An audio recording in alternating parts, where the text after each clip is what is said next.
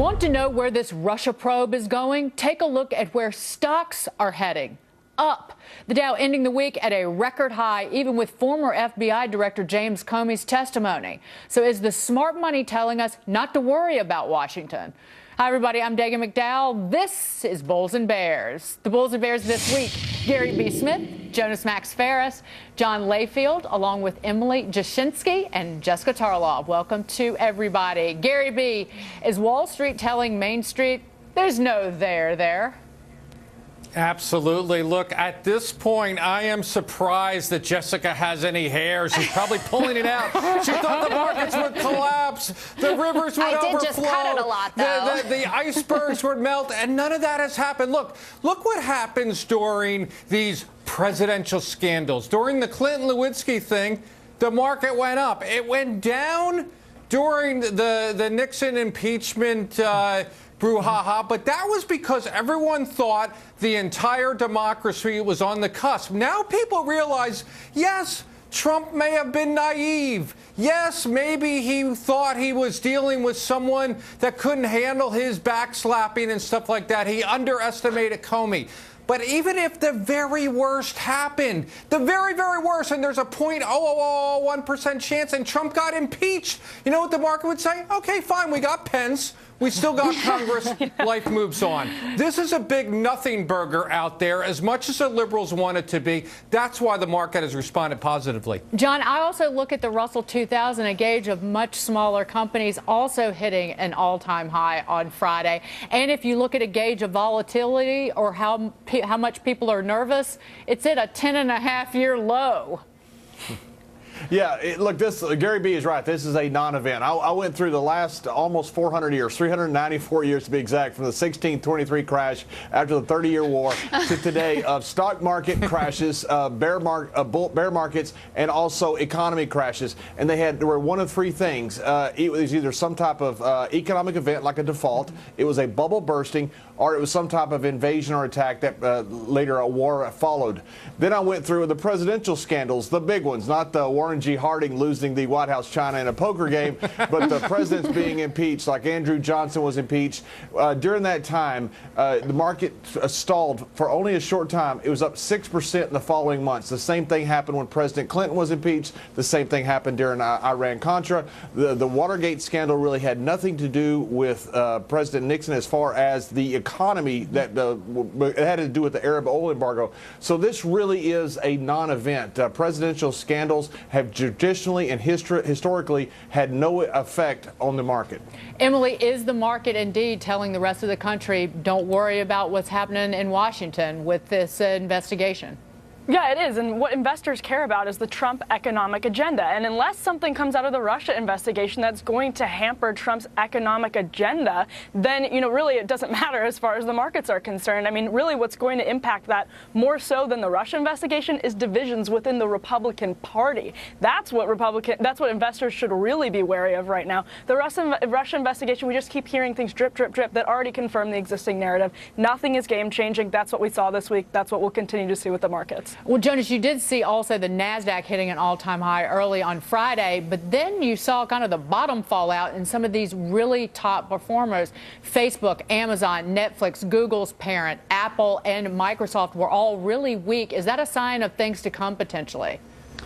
It's a sign that they all blew through $1,000 a share mostly recently. And I think that's really the story. I think the stock market has kind of transcended the Trump bump, so to say. And it definitely was driven by that early on, the optimism about tax policy changes, regulatory changes, which we've seen some of, and not getting potentially more tax increases if a Clinton won, which was the expectation. But somewhere around March, I honestly think the market thinks Trump's in a slump and is not going to pass any of this stuff anytime soon, and doesn't care any more than the late 90s market, which, as if you recall, was extremely hot, would care about Clinton policy that may or may not have happened because of the scandal he was involved in. It just became its own momentum-driven situation where investors are in and could all of a sudden decide to get out, but it's not going to have anything to do with this other scandal, which I don't want to downplay the sensationalism of it, but I just think the market is beyond it right now. At the end of the day, does it seem Nixonian? We had a lot of problems in the economy we don't have now, but inflation, oil, right, et cetera.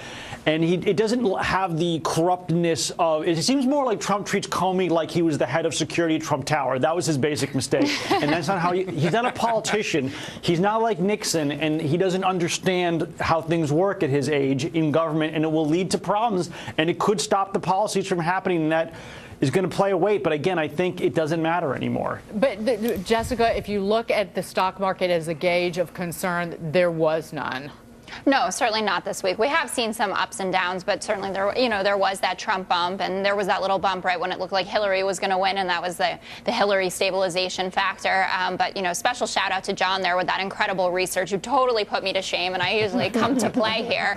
And all I wanted to add to that is to say that from what I looked at, that yes, these political scandals are historically overblown, and that basically people just want to write articles saying like, look at this volatility, and then the next day they say, look, we've stabilized because of X, Y issue. And to Emily's point, I completely agree that if the Trump agenda is able to advance, and it is Republicans that are standing in the way right now for that, certainly now that they're discussing doing tax reform and health care together, which I think is a complete impossibility, we probably should be able to stay pretty stable, which I think is a great thing, certainly as I think as well that this Russia thing is not a nothing burger, as Gary pointed out in his opening statement. But Gary B., to challenge Jessica over here, the Dow's up, 16% since Election Day. That's not just a little bump.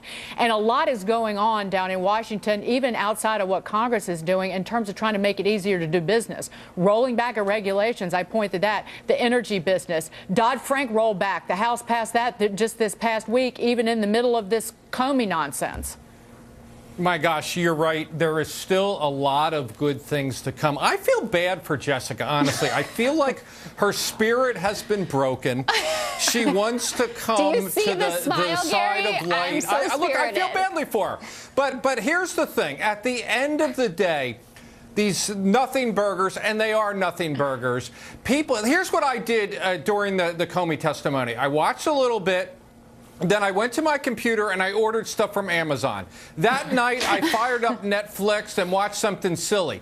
People say, yes, it's in the background, but then they go about their daily lives. Nothing is going to come of this, I almost can guarantee, other than Comey is going to look sillier and sillier like the New York Times. And people are going to go back to businesses. Amazon eventually is going to go up, just like Netflix and Facebook and all those other things. I think this is very, very positive for the market right now. But, Gary, can I just quickly jump in? Not about my happiness and my spirit, but just ask you, I mean, if the Republicans are not able to pass tax reform, what will happen then? I mean, that was the major Trump promise here. That's what he got elected for. I'll answer that very quickly. Then we basically have, as bad as it was, we have the Obama years. If nothing happens, the Obama years. During the Obama administration, the market was up 125%. I'll take that. Yeah. Here's what we do know. The taxes won't go up, and that we won't double the debt. Exactly. That's what we do know. Might get some more debt. John, I want to give you final word on this, but one of my concerns is that the likes of Howard Schultz, the founder of Starbucks, that he tries to talk down this economy. He's talking about the chaos that the Trump administration is creating for consumers, that these CEOs with an agenda will try and, hurt the way people feel. Mr. Schultz needs to go and visit one of his stores and actually see us consumers. I think he's actually lost touch. He's been in too many board meetings. He's been a wonderful founder and a CEO of that company, but he's not in touch with the consumer out there because they don't care about all these scandals. They don't care about all this conspiracy theories in Washington, D.C. They've seen it and they've heard it, and it's too much. Look at the Theresa May election over the UK. The reason they're voting out incumbents is because America and the world is fed up with the political parties, and so that doesn't really matter. What matters most right now is getting some type of regulation reform. You mentioned the Clinton economy, the 96 Small Business Act. That had a lot to do with the economy. That's the one good thing that the Trump administration is doing right now. Gary B., final word to you. Are you concerned, though, with talk on later in the late this week about tapes of these Comey conversations? I am not. Look, I think we've heard a lot of things back and forth. There probably is tapes. I don't think Trump, as naive as he is and as bumbling as he can be sometimes, I don't think there's anything incriminating on it. But even if there is, like I said, okay, then Trump's impeached, Pence is president, we all go back to normal. It'll be a little bit rocky. I don't think there's anything there, though. I hope not. That's not just glass half full. That's glass all the way full. Yeah, spilling over a level and there. Spilling over onto the table. Thank you, guys. All true. Thank you, guys and gals. Cavuto on Business about 20 minutes from now. Neil, what have you got? Hey, Dagan, what do Comey and this contractor have in common? Well, someone here says that is what taxpayers should really care about. And if the president wants tax cuts, is there one thing he needs to cut out? We'll see it at the bottom of the hour. Thank you, Neil. We can't wait. But up here first, terrorists caught casing New York airports for potential targets. Time to spend whatever it takes to protect all of those summer flyers.